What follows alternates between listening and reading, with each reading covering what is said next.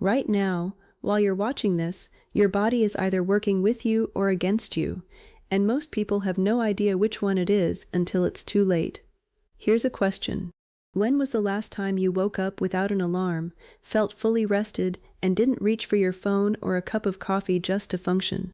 If you had to think about that for more than a few seconds, stay with me for the next few minutes, because what you're about to hear could change how you sleep starting tonight.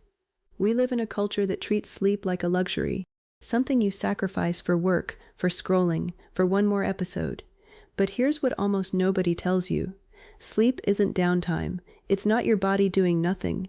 It's one of the most active, most important biological processes you go through every single day. And when you get it wrong, night after night, it doesn't just make you tired, it quietly rewires your hormones, your metabolism, your memory, and even how fast you age. This is sleep optimization, not just sleeping more, but sleeping smarter. And by the end of this video, you'll understand exactly why your sleep score keeps dropping, what your circadian rhythm actually is, and the specific, research-backed habits that separate people who wake up sharp and energized from people who drag themselves through every single morning. Let's start with the biggest misconception. Most people think sleep is just one long block of unconsciousness. It's not. Your brain moves through distinct stages every night, cycling roughly every 90 minutes. Light sleep, deep sleep, and REM sleep, which stands for rapid eye movement. Each stage does a completely different job. Deep sleep is when your body does its physical repair work. Growth hormone gets released, muscle tissue rebuilds, your immune system restocks its defenses. This is also when your brain performs something scientists call the glymphatic clearance process, which is essentially a nightly cleaning cycle that flushes out metabolic waste, including a protein called beta amyloid, which has been linked in research to Alzheimer's disease when it builds up over time. Then there's REM sleep, which is when most of your dreaming happens. This is where your brain consolidates memories, processes emotions, and strengthens the neural connections tied to learning. Miss enough REM sleep, and you don't just feel foggy. Your ability to regulate emotions and retain new information takes a measurable hit. Here's the part that surprises people. You don't get equal amounts of deep sleep and REM sleep throughout the night. Deep sleep is front-loaded into the first half of your sleep cycle. REM sleep is back-loaded into the second half, especially in the early morning hours. Which means if you're cutting your sleep short by waking up early, or going to bed late and cutting the front end, you're not losing sleep evenly. You're selectively wiping out one of these two critical stages. That's why 6 hours of sleep isn't just 2 hours less than 8. It can mean an entirely different, and worse, sleep architecture.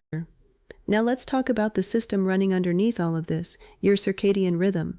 This is your internal 24-hour clock, and it's controlled by a tiny cluster of neurons in your brain called the suprachiasmatic nucleus.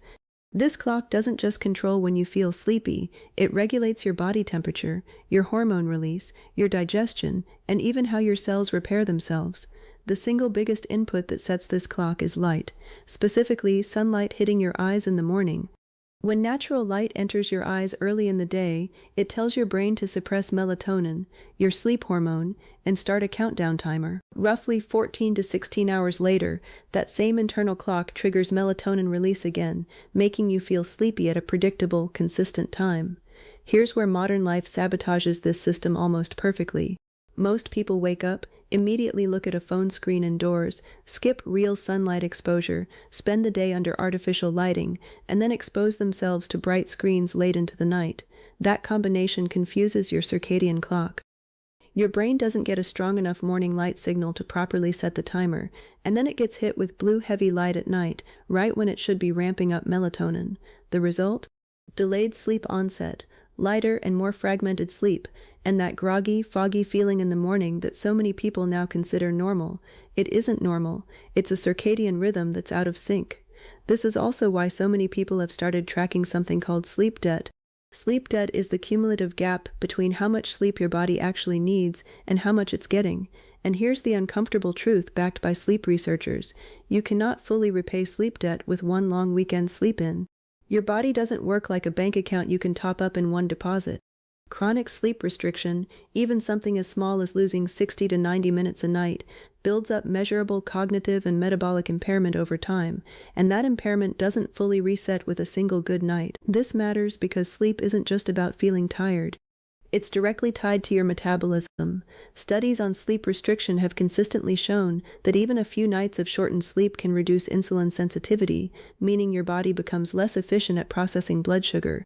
Sleep-deprived participants in controlled studies also show increased levels of ghrelin, the hormone that makes you feel hungry, and decreased levels of leptin, the hormone that tells you you're full. In plain terms, bad sleep doesn't just make you tired, it makes you hungrier and more likely to crave high-calorie, high-sugar foods the next day.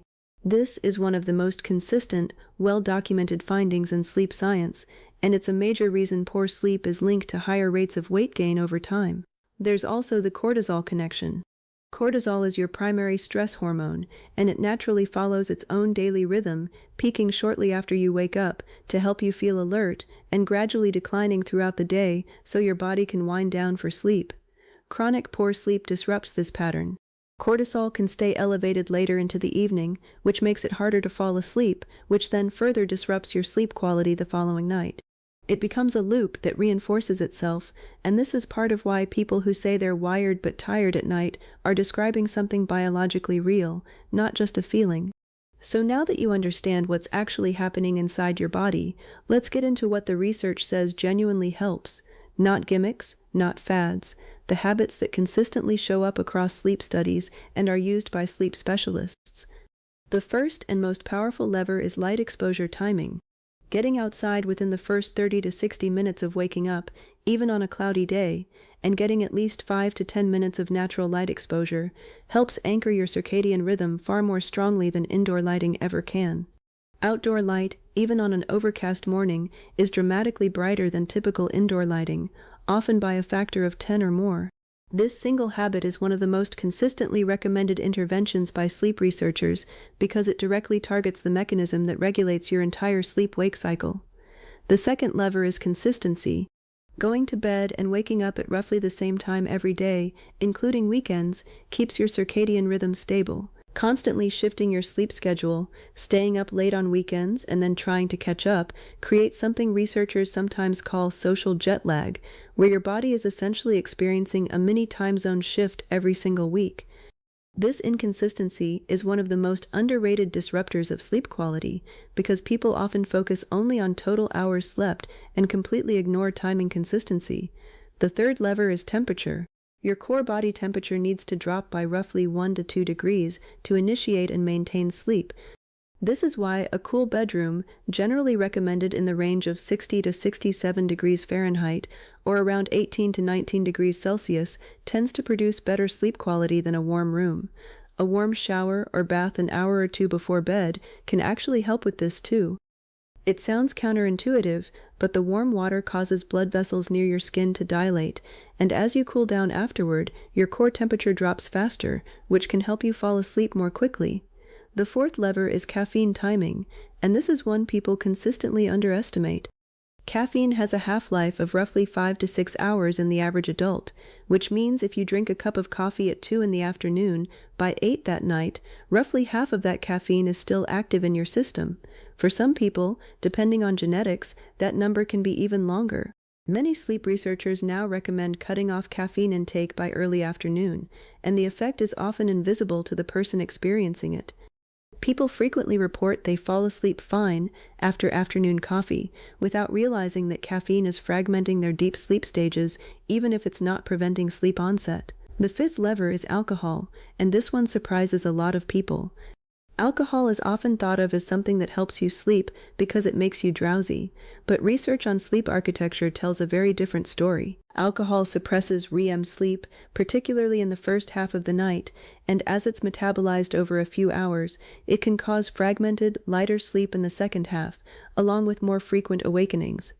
So even if alcohol helps you fall asleep faster, it tends to reduce overall sleep quality, especially the restorative REM stage your brain relies on for memory and emotional processing. The sixth lever is light exposure at night, specifically blue light from screens.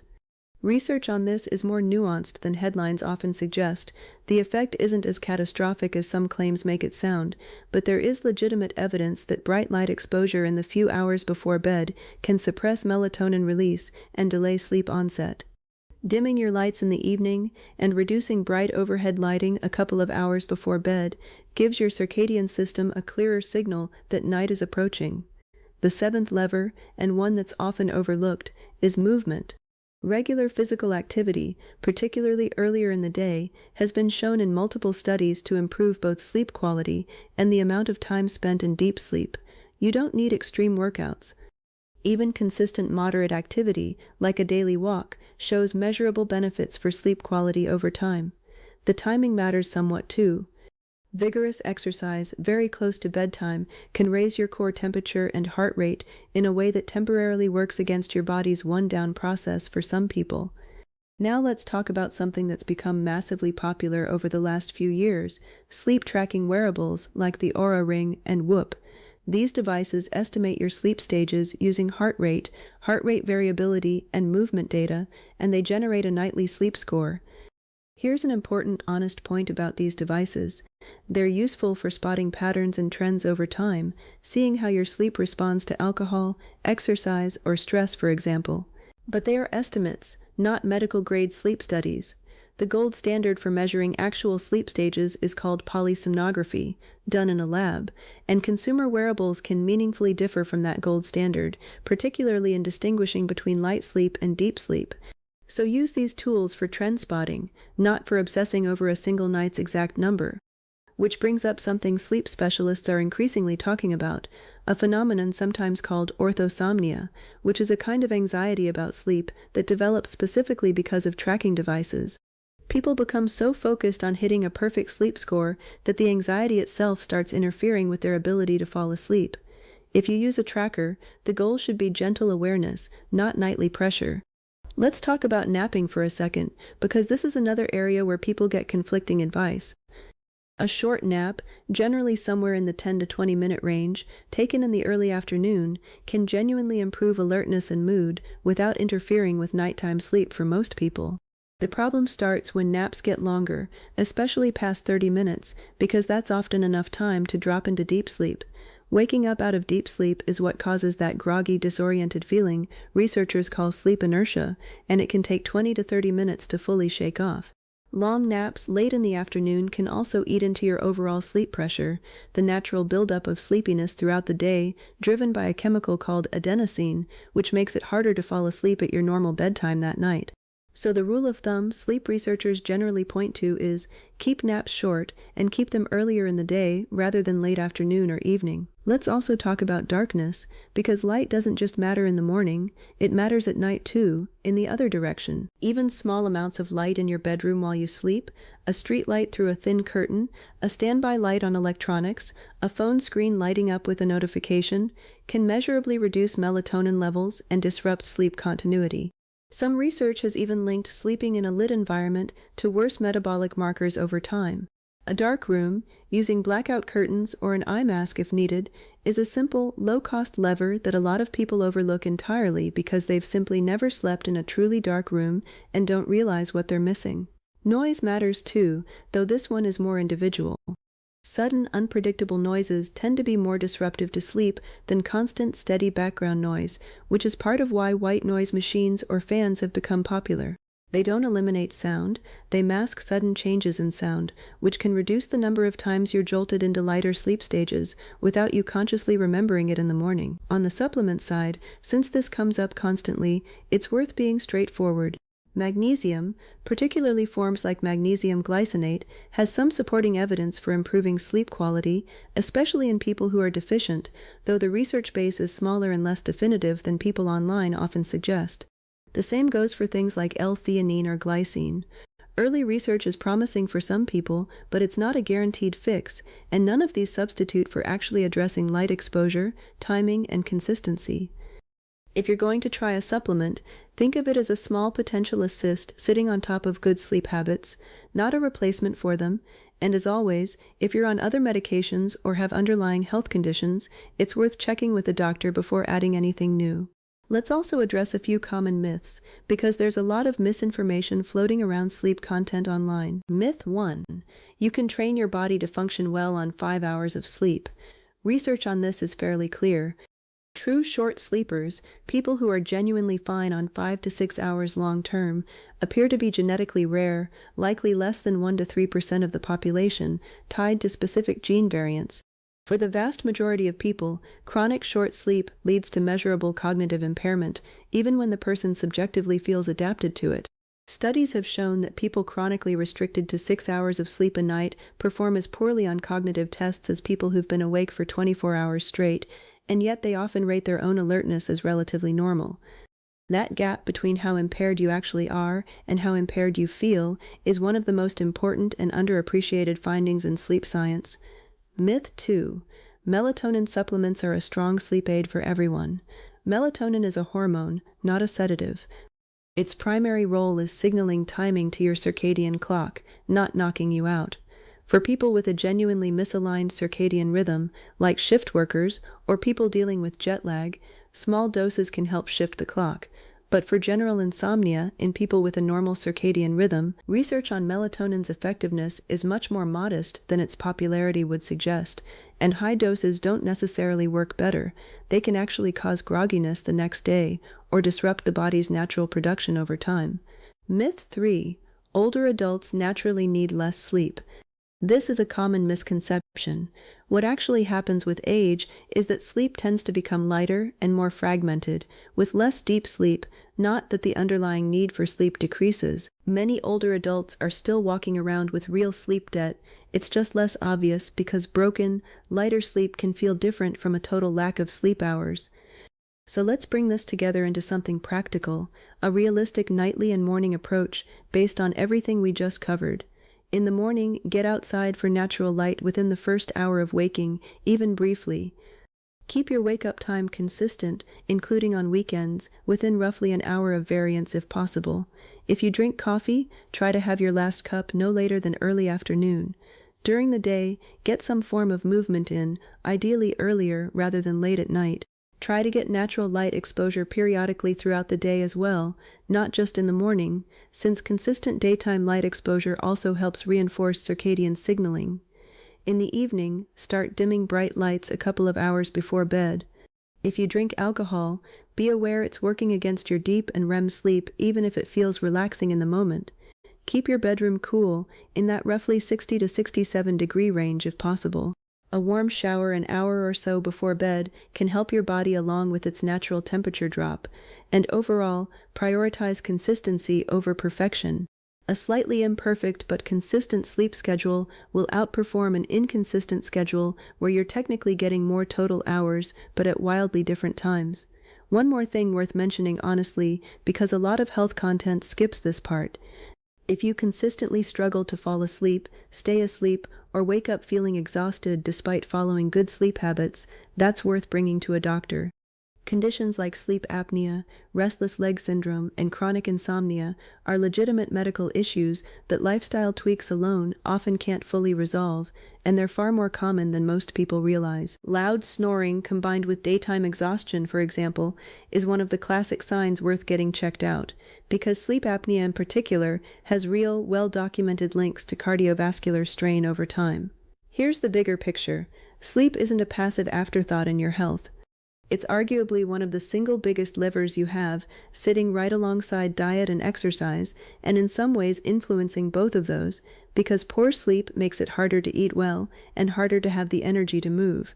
It affects your hormones, your metabolism, your emotional regulation, your memory, and your long-term brain health. And unlike a lot of health advice that requires buying something or drastically overhauling your life, most of what actually moves the needle on sleep quality is free. Morning light, consistent timing, a cooler room, watching your caffeine and alcohol timing. These aren't flashy, they're not going to sell you a supplement, but they are, according to the actual research, the things that work. If tonight is the night you decide to take this seriously, you don't need to fix everything at once. Pick one lever. Maybe it's getting outside first thing tomorrow morning. Maybe it's cutting your coffee off 2 hours earlier. Small, consistent changes to your circadian rhythm compound over days and weeks, not overnight, but they compound. Your sleep isn't broken because you're lazy or because you lack discipline. In most cases, it's broken because the environment and habits around it are working against biology that's been the same for all of human history and only recently got completely disrupted by artificial light, screens, and irregular schedules. Once you understand what your body actually needs, getting it back on track is far more achievable than it feels right now. Let's also quickly touch on weekends, because this trips up a lot of people who think they're doing everything right. Sleeping in dramatically on Saturday and Sunday, say 3 or 4 hours past your usual wake time, might feel like recovery, but it actually pushes your circadian rhythm later, similar to flying across a time zone. Come Monday morning, your body clock is essentially jet-lagged from your own weekend, which is part of why so many people describe Mondays as uniquely brutal. If you need extra rest on weekends, going to bed somewhat earlier tends to work better for your circadian rhythm than waking up dramatically later, because it keeps your wake time, and therefore your morning light exposure, more consistent. It's also worth mentioning stress and racing thoughts, since that's one of the most common reasons people give for lying awake at night. Cognitive behavioral therapy for insomnia, often abbreviated as CBTI, is considered by sleep specialists to be one of the most effective long-term treatments for chronic insomnia, in many studies outperforming sleep medication over time without the dependency risk. It works by addressing the thoughts and habits around sleep itself, things like anxiety about not sleeping, or spending too much time in bed awake, which paradoxically trains your brain to associate your bed with wakefulness rather than sleep. If lifestyle changes alone aren't cutting it, this is a legitimate, evidence-backed path worth looking into rather than jumping straight to medication. One last practical point. If you find yourself lying in bed unable to fall asleep for what feels like 20 minutes or more, sleep specialists generally recommend getting up and doing something calm and low stimulation in dim light, like reading a physical book, rather than lying there getting frustrated. Staring at the ceiling while stressing about not sleeping reinforces exactly the wrong association between your bed and wakefulness. Getting up briefly and returning to bed once you feel genuinely drowsy again tends to work better over time than forcing it. So here's the real takeaway from all of this. Sleep optimization isn't about chasing a perfect score on an app, and it isn't about finding one miracle trick. It's about understanding that your body runs on a rhythm shaped by light, timing, temperature, and consistency, and that rhythm has been the same for essentially all of human history. Modern life, with artificial light at night, inconsistent schedules, late caffeine, and screens right up until the moment you close your eyes, is what's thrown that rhythm off for most people. The fix isn't complicated, even though it takes consistency to see the payoff. Morning sunlight, a consistent wake time, a cooler, darker room, being mindful of caffeine and alcohol timing, these small, unglamorous habits, done consistently, are what the actual research points to again and again. If this helped clear up how sleep actually works, share it with someone who's constantly exhausted and can't figure out why. Sometimes the fix isn't more sleep, it's smarter sleep.